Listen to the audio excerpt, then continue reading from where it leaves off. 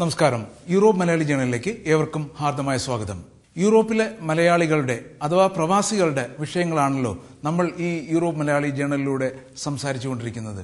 എന്നാൽ നമ്മൾ മറന്നുപോകുന്ന ഒരു കാര്യമുണ്ട്. ഈ പ്രവാസ ജീവിതത്തിൽ തന്നെ അമ്മമാരുണ്ട്, കുടുംബമുണ്ട്. ഇന്നത്തെ ഇറ്റലിയിൽ വെച്ച് ചെയ്യുന്ന ഈ ടോക്ക് ഷോയുടെ വിഷയം പ്രവാസി അമ്മയും കുടുംബജീവിതവും.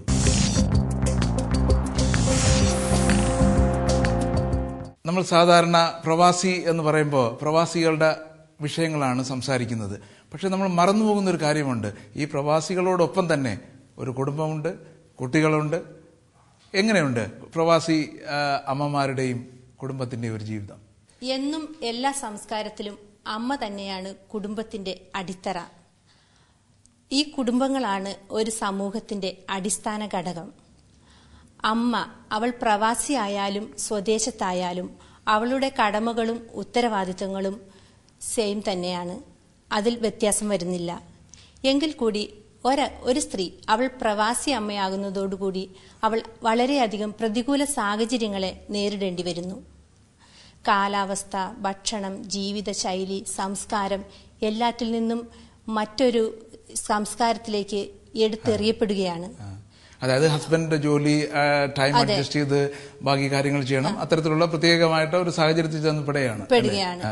പക്ഷെ നമ്മളാരും ഈ പ്രവാസം, അതായത് പുഷ് ഫാക്ടേഴ്സ് നിർബന്ധിത കുടിയേറ്റക്കാരല്ല കേരളത്തിൽ. കാരണം അങ്ങനത്തെ ഒരു സാഹചര്യം ഇല്ല.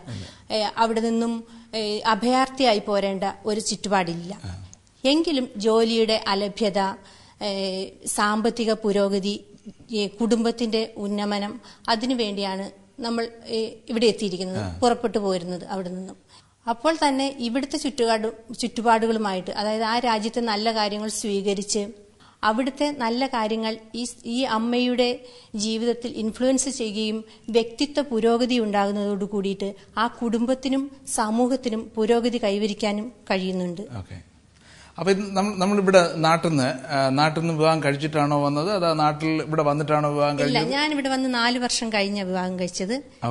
ഇവിടുന്നായിരുന്നു എന്റെ കല്യാണം. അപ്പൊ നമുക്ക് ഒരു പെട്ടെന്നൊരു വ്യത്യാസം അറിയണമെങ്കിൽ നാട്ടില് ഭാര്യ ഭർത്താവായിട്ട് കുറെ കാലം ജീവിച്ചിട്ട് ഇവിടെ വന്ന് ജീവിക്കുമ്പോഴുണ്ടാവുന്ന ഒരു വ്യത്യാസം.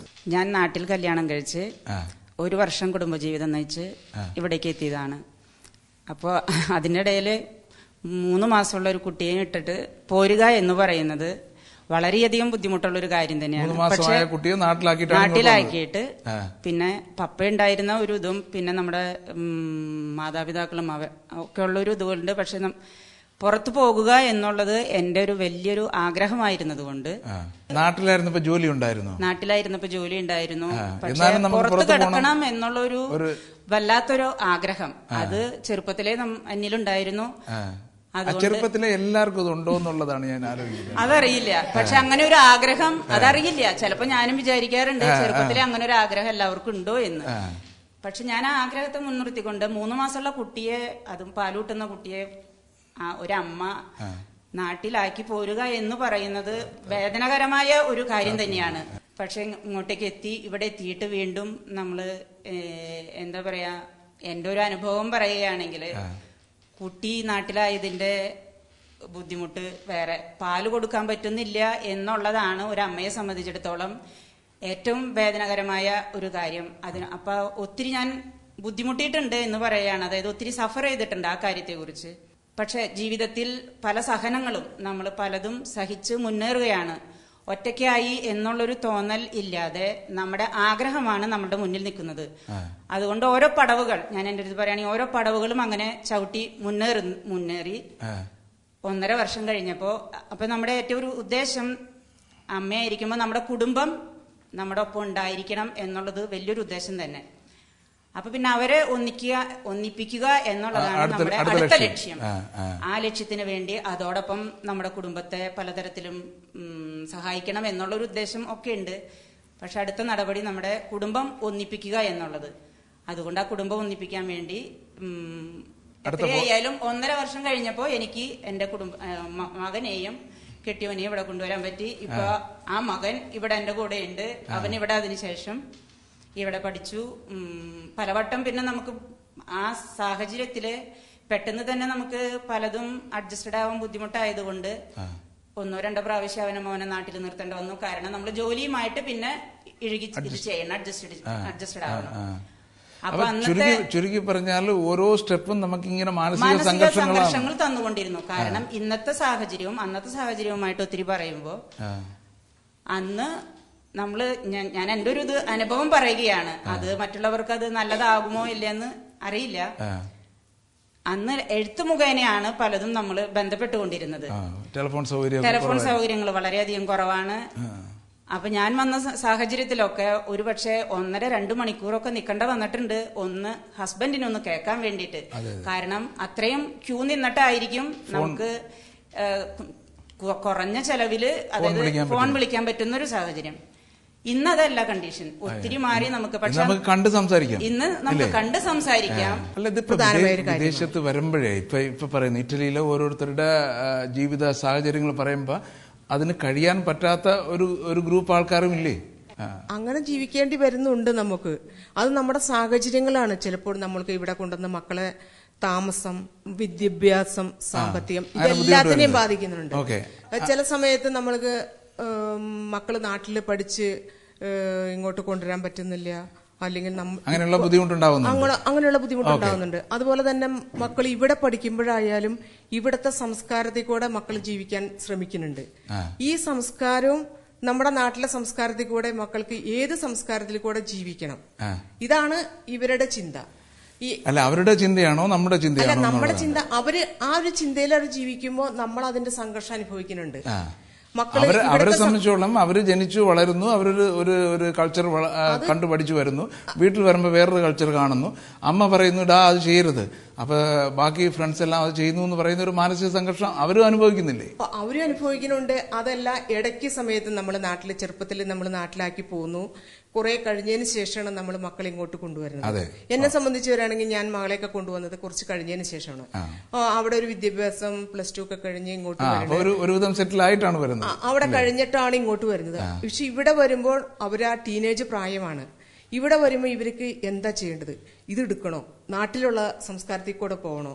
ഇവർക്ക് ചിലപ്പോ ഇത്ര ഫ്രീ ആയിട്ട് ജീവിക്കാൻ പറ്റുന്ന സാഹചര്യം വരുമ്പോ പിള്ളേര് പലപ്പോഴും ഇങ്ങനെ അല്ല, എന്ത് വിചാരിക്കുന്നു?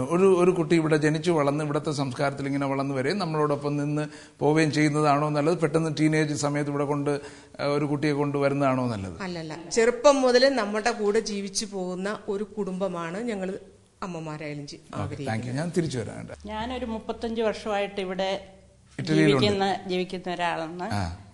അതേസമയം എനിക്ക് പഠിച്ച ഉടനെ ജോലിയൊക്കെ കിട്ടി ഇവിടെ സെറ്റിലായതുകൊണ്ട് എനിക്ക് ആ പ്രവാസ ജീവിതത്തിന്റെ ബുദ്ധിമുട്ടുകളൊന്നും അങ്ങനെ വന്നിട്ടില്ല. ഞങ്ങളുടെ കുട്ടികൾ ഇവിടെ ജനിച്ചു, ഇവിടെ വളരുന്നു. ഞാൻ ആ ചെറുപ്പകാലത്ത് നാട്ടിൽ ജീവിച്ചതായതുകൊണ്ട് ഒരു കേരളീയ സംസ്കാരം ഇവിടെ പ്രാവർത്തികമാക്കണമെന്ന് ആഗ്രഹിക്കുന്നുമില്ല. അത് ആഗ്രഹിക്കാനായിട്ട് പറ്റുകയില്ല. അതെന്നുവെച്ചാൽ പിള്ളേര് സ്കൂളിൽ പോകുന്നു, അവരുമായിട്ട് സമ്പർക്കം പുലർത്തുന്നു. അവിടുത്തെ ഭാഷയും ഭക്ഷണ രീതിയും എല്ലാം ഇവിടുത്തെ തന്നെ ജനിച്ചപ്പം മുതൽ ചെയ്യുന്നതുകൊണ്ട് നമ്മുടെ ഒരു കേരളീയ ഭാഷയോ കേരളീയ സംസ്കാരമോ അവരിൽ എഴുപ്പിക്കാൻ ഞാൻ ആഗ്രഹിക്കുന്നുമില്ല. അതൊട്ട് സാധ്യവുമല്ല. പൊതുവായിട്ട് ഇപ്പൊ കുട്ടികളിൽ അത് അടിച്ചേൽപ്പിക്കാൻ ശ്രമിക്കുന്നത് തെറ്റാണോ ശരിയാണോ? അടിച്ചേൽപ്പിക്കുന്നത് ശരിയല്ല. കാരണം നമ്മള് നമ്മുടേതായ ഒരു സാഹചര്യത്തിൽ ജീവിച്ചു. ആ ചെറുപ്രായത്തിൽ അവർക്ക് കിട്ടുന്നത് എന്താണോ, അതായത് എനിക്ക് കേരളത്തിൽ നിന്ന് കിട്ടിയത് ഞാൻ പല കാര്യങ്ങളും കൊണ്ടുവരുന്നുണ്ട്, പുലർത്തിക്കൊണ്ടുവരുന്നുണ്ട്. പക്ഷേ പലതും തിരസ്കരിക്കേണ്ടതായിട്ട് വരുന്നുണ്ട്.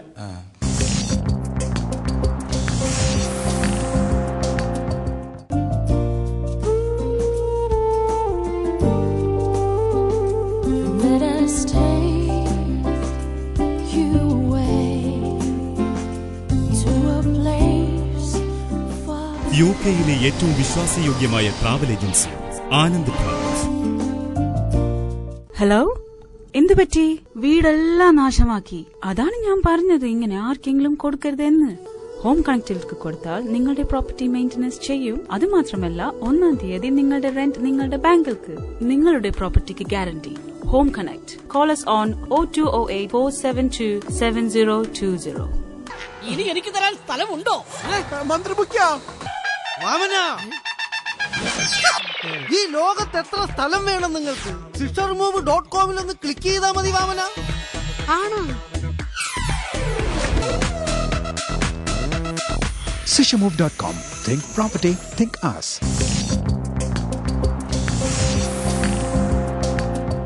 ഞാൻ 14 വർഷമായിട്ട് ഇവിടെയുള്ള ആളാണ്. എൻ്റെ കുട്ടികൾ രണ്ടുപേരും നാട്ടിലല്ല. രണ്ടുപേരും ഹയർ സ്റ്റഡീസിന് പഠിക്കുന്നുണ്ട്. ഒരാൾ ഇന്ത്യയിലും ഒരാൾ ചൈനയിലുമാണ്. എൻ്റെ കുട്ടികൾ സ്കൂളിൽ പഠിച്ച് ഒരുവിധം വലിയ ക്ലാസ്സിൽ 5th 6th ആയപ്പോഴും ഞങ്ങൾ ഇങ്ങോട്ട് പോകുന്നത്. അപ്പോൾ ഇവിടുത്തെ ഇറ്റാലിയൻ ഭാഷയിൽ അവർക്ക് എത്ര കൊണ്ട് പഠിക്കാൻ പറ്റും എന്നുള്ള സംശയം കാരണം ഞങ്ങൾ ഇങ്ങോട്ട് കൊണ്ടുവന്നിട്ടില്ല. വെക്കേഷനൊക്കെ വരാറുണ്ട്. അതുകൊണ്ട് ഒരു അമ്മയ്ക്ക് പകരം വയ്ക്കാൻ ഒന്നിനും ഈ ലോകത്ത് പറ്റില്ല. ആ ഒരു ബുദ്ധിമുട്ടുണ്ട് ഫാമിലി ലൈഫിൽ. ബാക്കി എല്ലാ കാര്യത്തിലും സാറ്റിസ്ഫൈഡ് ആണ്. അപ്പൊ അത് ഇതിപ്പോ പ്രവാസി ആയതുകൊണ്ടാണ് അങ്ങനെ ഒരു സിറ്റുവേഷൻ നമ്മൾ നേരിടേണ്ടി വരുന്നത്. അങ്ങനെ ഒരു സിറ്റുവേഷൻ പ്രത്യേകിച്ച് ഇവിടുത്തെ ഇറ്റാലിയൻ മീഡിയം കൊണ്ടാണ് ഞങ്ങള് കുട്ടികളോട് കൊണ്ടാടുന്നത്. ഇറ്റാലിയൻ മീഡിയം ഒരു ദോഷമായ നല്ല ലാംഗ്വേജ് ആണ്. പക്ഷെ നമ്മുടെ കുട്ടികൾക്ക് അത് എത്ര കണ്ട് ഫോളോ ചെയ്യാൻ പറ്റും സ്കൂളിൽ ചേരുമ്പോ, അങ്ങനെയൊക്കെയുള്ള ഒരു ഇതുകൊണ്ടാണ് ഞങ്ങൾ കൊണ്ടുവരുന്നത്. ജനിച്ചു വളർന്നിരുന്നെങ്കിൽ ആ ബുദ്ധിമുട്ടുണ്ടാവില്ല എന്ന് എനിക്ക് തോന്നുന്നു. പക്ഷെ ഞാൻ ഇവിടെ ഒത്തിരി പാരന്റ്സിൽ കണ്ടിരിക്കുന്നത് വെച്ചാൽ ഇവിടെ വളരുന്ന കുട്ടികള് അവരെ കേരളീയ സംസ്കാരം ഒത്തിരി അടിച്ചേൽപ്പിക്കാൻ ശ്രമിച്ചിട്ടുണ്ടെങ്കിൽ അവർക്ക് അത് ഉൾക്കൊള്ളാൻ കഴിയില്ല. എന്ന് വെച്ചാൽ അവരൊരിക്കലും ഇവര് വെക്കേഷനോ 1-2 മാസം പോണു, അപ്പോ എന്താണ് കേരളം എന്നുള്ള ഒരു അവലോകനം, ഒരു ബോധ്യം പാരന്റ്സ് പോലെ അവരിൽ ഉണ്ടാക്കിയിട്ടുണ്ടാവില്ല. അപ്പൊ അവര് ജനിച്ചപ്പോ തുടങ്ങി കാണുന്നത് ഇവിടുത്തെ സംസ്കാരമാണ്.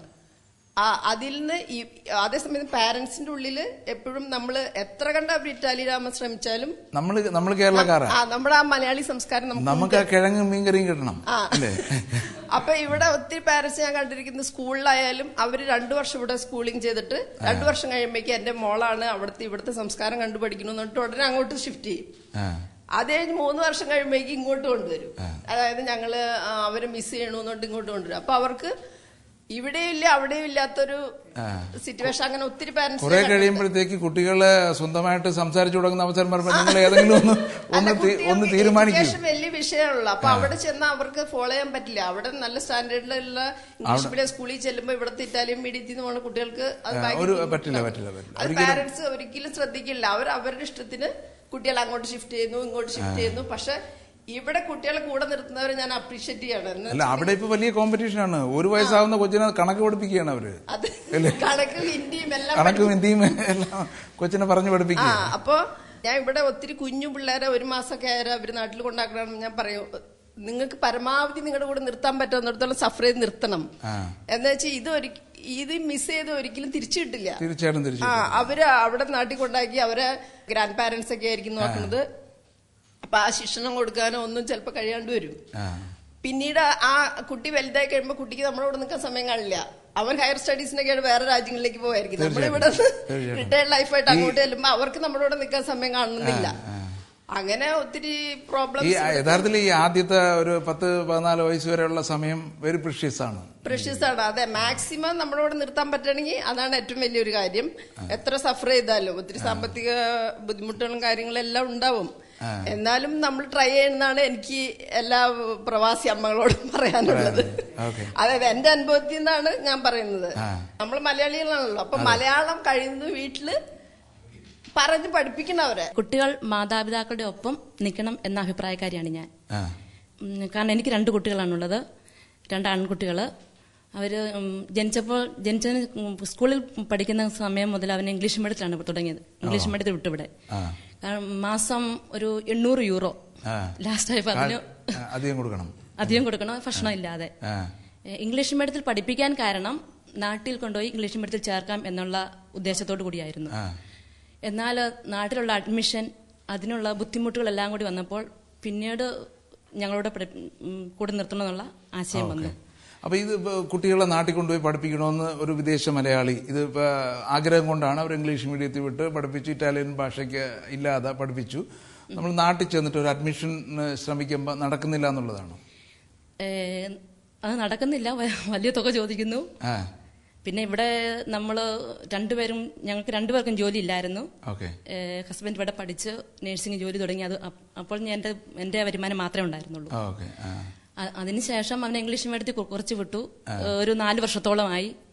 അതിന് തന്നെ ഒരു 10-40 ലക്ഷത്തിന് മുകളിലായി ആ പഠനം തന്നെ. പിന്നെ ഇവിടെ നിന്ന് വിദേശത്തു നിന്ന് ഒരാൾ നാട്ടിൽ ചെന്ന് കഴിഞ്ഞാൽ ഈ 40 ലക്ഷം അവർ നല്ല തുക ചോദിക്കുന്നുണ്ടോ അവിടെ അഡ്മിഷൻ കിട്ടണമെങ്കിലല്ലേ? അതുകൊണ്ട് തന്നെ ഞങ്ങള് മാതാപിതാക്കളുടെ ഒപ്പം കുട്ടികളെ വളർത്താൻ ഞങ്ങൾ തീരുമാനിച്ചു. ഇവിടെ തന്നെ പഠിക്കുകയാണ്. അത് തന്നെ.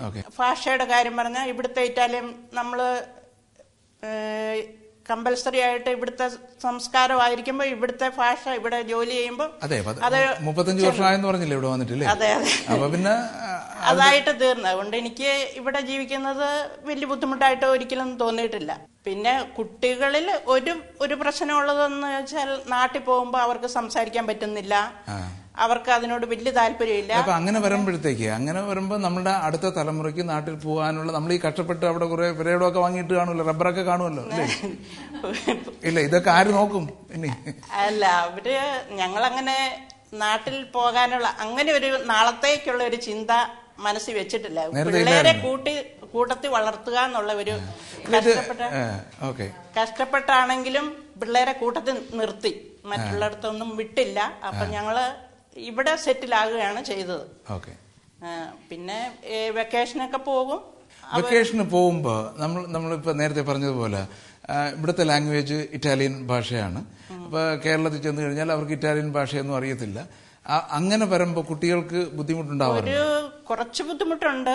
പിന്നെ ആദ്യത്തെ ഒരു 2 ആഴ്ച എപ്പോഴും ഒരു ഇച്ചിരി ബുദ്ധിമുട്ടുണ്ട്. പിന്നെ ഇംഗ്ലീഷും ഇറ്റാലിയനും എല്ലാം കൂടെ ഒരു അവിയൽ പരുവത്തിൽ ഒരു പുതിയ ഭാഷ ഉണ്ടാക്കി അല്ലേ?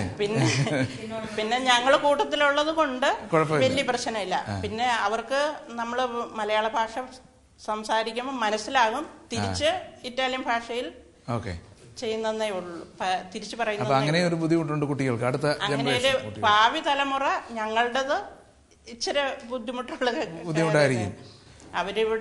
അവരിഷ്ടപ്പെടുന്നത് ഇവിടെ ജീവിക്കാനാണ്. നമ്മളത് കമ്പൽസറി ആയിട്ട് നിർബന്ധിക്കുന്നുമില്ല. തീർച്ചയായിട്ടും.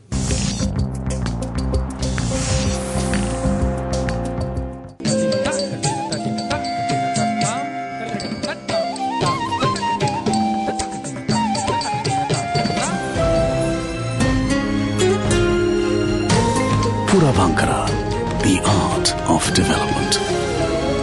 യുകെയിലെ ഏറ്റവും വിശ്വാസയോഗ്യമായ ട്രാവൽ ഏജൻസി ആനന്ദ് ട്രാവൽസ്. 29 വർഷത്തെ പ്രവർത്തന പാരമ്പര്യവുമായി Anand travels. Life is not easy when you're facing immigration problems. What you do next is calling Legend Solicitors. No win, no fee policy. 100% home office fees will be refundable in any case of refusal. Easy to win when dealing with Legend Solicitors. നിങ്ങളുടെ property maintenance ചെയ്യും. അതുമാത്രമല്ല 1-ാം തീയതി നിങ്ങളുടെ rent നിങ്ങളുടെ ബാങ്കിൽക്ക്. നിങ്ങളുടെ പ്രോപ്പർട്ടിക്ക് guarantee. Home Connect. Call us on 0208-472-7020.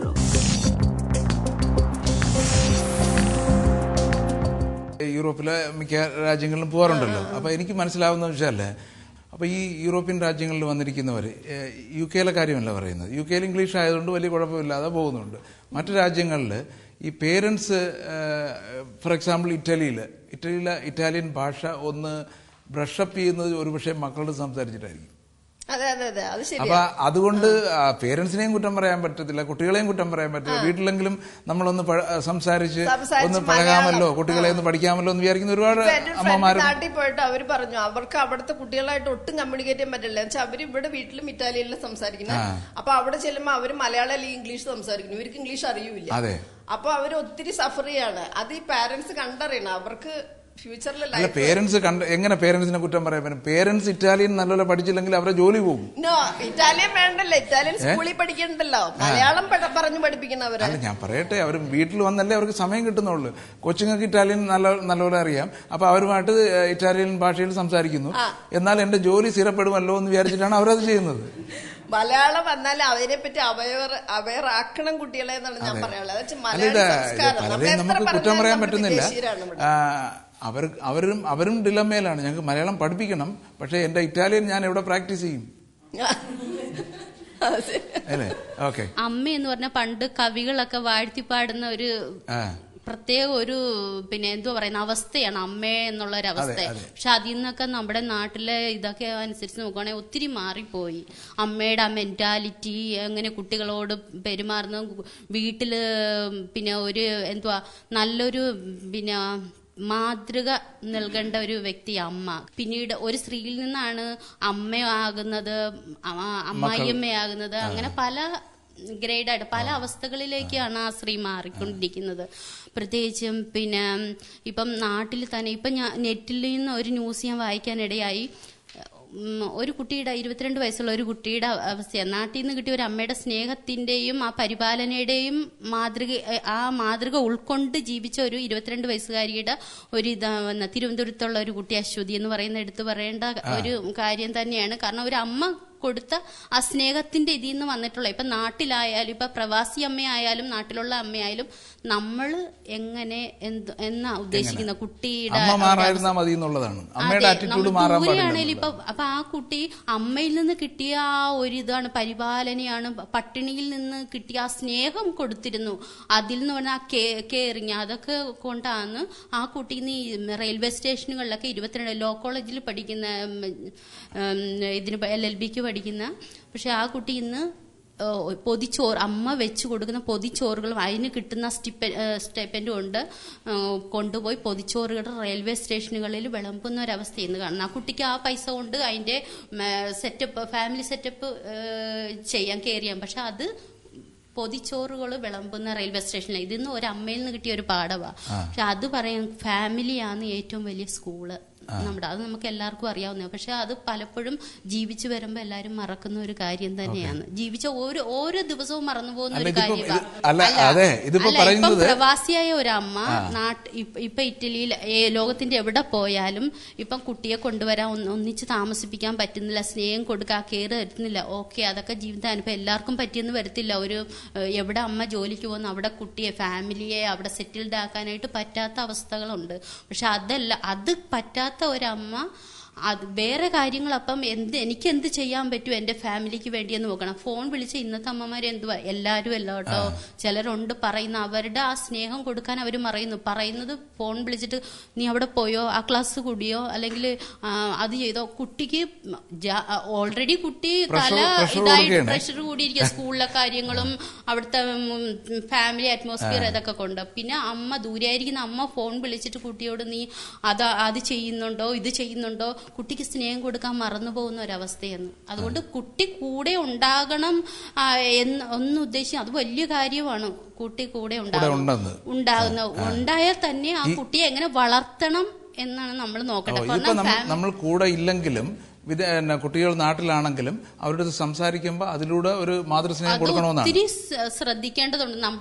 നമ്മൾ കൊടുക്കുന്ന നമ്മുടെ ആ മാതൃക അല്ലെങ്കിൽ നമ്മള് സ്നേഹം അത് കുട്ടിയിൽ അത് പെട്ടെന്ന് അവര് എടുക്കും, പിക്കപ്പ് ചെയ്യുന്ന ഒരു കാര്യങ്ങളാണ് ഇതൊക്കെ. ഫോണിലൂടെ ആയാലും നമ്മുടെ ദൈനംദിന ജീവിതത്തിലൂടെ ആയാലും ഒരു കുട്ടി അമ്മയാണ് ഏറ്റവും വലുത് ആ കുട്ടിക്ക്. അത് ആ കുട്ടി ഫോണിലൂടെയാണേലും അത് ചെയ്യാനുള്ള ഇന്നത്തെ കുട്ടികൾ ഇന്റലിജന്റ് ആണ് കൂടുതൽ. അപ്പം പ്രവാസി അമ്മയ്ക്ക് കുട്ടി കൂടെ ഇല്ലെങ്കിലും കുട്ടി ദൂരത്താണെങ്കിലും നമ്മൾ കൊടുക്കാനുള്ളത് ലോകത്തിന്റെ ഏത് കോണിൽ നിന്നായാലും കുട്ടിക്ക് കൊടുക്കുക എന്നാണ്. ഞാൻ പ്രവാസി അമ്മയല്ല, കുടുംബജീവിതം നയിക്കുന്ന ഭർത്താവാണ്. ഇവിടെ നമ്മുടെ ഭാരതത്തിലെ സ്ത്രീകളാണ് ഇറ്റലിയിൽ താമസിക്കുന്ന പ്രവാസി അമ്മമാരെന്ന് പറയുന്നത്.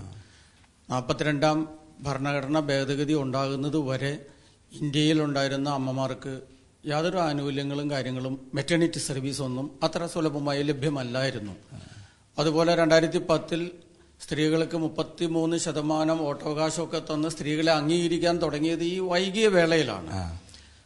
അവിടെ ഭർത്താവിന്റെ കീഴിൽ ജീവിച്ചിരുന്ന ഒരു പരിധിവരെ ഭർത്താവിനൊപ്പം സ്വാതന്ത്ര്യമില്ലാതെ നല്ലൊരു ശതമാനം ഭാര്യമാരും ജീവിച്ചിട്ടുണ്ട്, അമ്മമാരും ജീവിച്ചിട്ടുണ്ട്.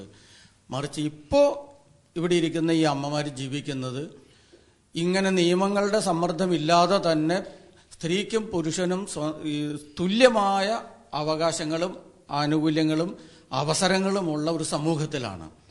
നാട്ടിൽ ഞാൻ ചെന്നാൽ എൻ്റെ ഭാര്യ ഒരുമിച്ച് പോയാൽ ഒരു ബസ്സിൽ കയറിയാൽ ഒരു സീറ്റ് കിട്ടിയാൽ എനിക്കും ഭാര്യയ്ക്കും കൂടി ഒരുമിച്ച് ഇരിക്കാൻ പറ്റിയാലേ ഭാര്യ പോയി ഇരിക്കൂ. അല്ലാതെ മറ്റൊരു സീറ്റിൽ പോയി ഭാര്യയ്ക്ക് ഇരിക്കാനാകില്ല. കാരണം അവിടെ സ്ത്രീ ആ രീതിയിലാണ് കാണുന്നത്. ഇവിടെ അങ്ങനെയല്ല. ഞാനും ഭാര്യയും കൂടി ഒരു ബസ്സിൽ കയറിയാൽ എവിടെ സീറ്റ് കിട്ടുന്നോ അവിടെ എൻ്റെ ഭാര്യ പോയിരിക്കും, എവിടെ സീറ്റ് കിട്ടുന്നോ ഞാൻ പോയിരിക്കും. അത്രയ്ക്ക് സ്വാതന്ത്ര്യമുണ്ട് ഇവിടെ, സുരക്ഷിതത്വമുണ്ട് ഇവിടെ. സ്ത്രീ സംരക്ഷിക്കപ്പെടുന്ന ഒരു സമൂഹത്തിൽ നമ്മൾ ജീവിക്കുന്നു. ഇവിടെ ഒരു സ്ത്രീ ഗർഭിണിയായാൽ തന്നെ തുടക്കം മുതൽ ആ കുഞ്ഞ് ജനിക്കുന്നത് വരെ എല്ലാ ആനുകൂല്യങ്ങളും സർക്കാരിൽ നിന്നും സുലഭമായിട്ട് ഫ്രീ ആയിട്ട് ലഭ്യമാകുന്നു. അങ്ങനെയുള്ള കുടുംബജീവിത സാഹചര്യം ഇവിടെ കൂടുതൽ കിട്ടുന്ന അമ്മമാരെ സംബന്ധിച്ച് അവരുടെ ജീവിതത്തിൽ എങ്ങനെയാണ് അവരതിനെ വിലയിരുത്തുന്നതെന്ന് അറിയാൻ ഞങ്ങൾക്ക് ആഗ്രഹം. അല്ല, താങ്കൾ പറയുന്നത് ഇപ്പൊ പ്രവാസിയായ അമ്മമാർ യഥാർത്ഥത്തിൽ നാട്ടിലേക്കാൾ ഇവിടെ സൂഹിക്കുന്നു എന്നാണല്ലോ ഈ പറഞ്ഞു വരുന്നത്. അതല്ല, അതായത് ഇവിടെ സാമൂഹ്യ സുരക്ഷിതത്വം വളരെ കൂടുതലാണ് നാട്ടിനെ അപേക്ഷിച്ച്. ഞാൻ എന്റെ 14 വയസ്സുള്ള മോളുമായിട്ട് രാത്രി 10-12 മണി വരെ എനിക്ക് ഫ്രീ ആയിട്ട് ഇവിടെ റോഡിലൂടെ നടക്കാം. പക്ഷെ നാട്ടിലാണെങ്കിൽ ഒരു 6 മണി കഴിഞ്ഞ് അല്ലെ 5:30 കഴിഞ്ഞ് ഇരുട്ടായാൽ പിന്നെ പുറത്തിറങ്ങി നടക്കാൻ കഴിയില്ല. സാമൂഹ്യ സുരക്ഷിതത്വം, പിന്നെ സ്വാതന്ത്ര്യം എന്ന് പറയുന്നത് തന്നെ നല്ല കാര്യങ്ങൾ ചെയ്യാനുള്ള സ്വാതന്ത്ര്യമാണ്. അത് എല്ലാ നാട്ടിലും ഉണ്ടെന്ന് പറയാൻ പറ്റില്ല. കാരണം നമ്മുടെ നാട്ടിൽ വിപരീതാത്മകമായ ഒരു നോട്ടം, സംശയാസ്പദമായ അതൊക്കെയാണ്. അത് എന്തുകൊണ്ടാണ് അങ്ങനെ സംഭവിക്കുന്നതല്ല, അതിന് മാറ്റം വരുത്താൻ എളുപ്പമാണോ എന്നും അറിയില്ല. പക്ഷെ എനിവേ സാമൂഹ്യ സുരക്ഷിതത്വം, അതുപോലെ കുറെ നല്ല കാര്യങ്ങൾ ഈ രാജ്യത്തുണ്ട്. അത് കണ്ടെത്തി നമുക്ക് അതുമായിട്ട് ഇണങ്ങിച്ചേർന്ന് സന്തോഷപരമായിട്ട് മുന്നോട്ട് പോകാൻ പറ്റുമെങ്കിൽ അത് വളരെ നിർണായകമായ ഒരു ഘടകമായി മാറും. ജനറലി ഈ ഇറ്റലിയിൽ നിന്നല്ല, പ്രവാസികളായ യൂറോപ്പിലെത്തിയിരിക്കുന്ന അമ്മമാര് കുറെ ഫ്രീഡം കൂടുതൽ അനുഭവിക്കുന്നുണ്ടോ? കേരളത്തിൽ നിന്ന് വന്നിരിക്കുന്ന, അതായത് ഇപ്പൊ ഇവിടുത്തെ അമ്മമാരെന്ന് പറഞ്ഞാൽ ഒരു ഫസ്റ്റ് ജനറേഷൻ ആണ് ഇവിടുത്തെ. 18-20 വയസ്സ് വരെ അവിടെ ജീവിച്ചു വന്നവരാണ്. ഇല്ലില്ല, നല്ല എനിക്ക് തോന്നുന്നത് ഇപ്പൊ വരുന്നത് എനിക്കറിയില്ല. കാരണം ഞങ്ങളൊക്കെ എന്ന് പറഞ്ഞാൽ വളരെ ട്രഡീഷണൽ ആയി വളർന്നു വന്ന അമ്മമാരാണ് ഇപ്പൊ ഇവിടെയുള്ളത്. അതുകൊണ്ട് ഒരു കൂടുതൽ ഫ്രീഡം വേണം എന്ന് പറഞ്ഞു അത് കണ്ടാൽ അതിലേക്ക് എന്ത് നല്ലത് എടുക്കണം എന്ത് മോശം എടുക്കണം എന്ന് അറിയാവുന്നവർ തന്നെയാണ് അമ്മമാരെന്ന് കണ്ടിട്ടുള്ളതിൽ വെച്ച് എനിക്ക് തോന്നുന്നത്. അതുകൊണ്ട് അങ്ങനെ ഒരു ഫ്രീഡത്തിലേക്ക് ഓടിപ്പോകുന്ന ഒരു ജനറേഷൻ അല്ല. ഈ ചർച്ച ഇവിടെ അവസാനിക്കുന്നില്ല. ഇതിന്റെ അടുത്ത ഭാഗം അടുത്ത ആഴ്ച ഇതേ സമയം കാണാവുന്നതാണ്.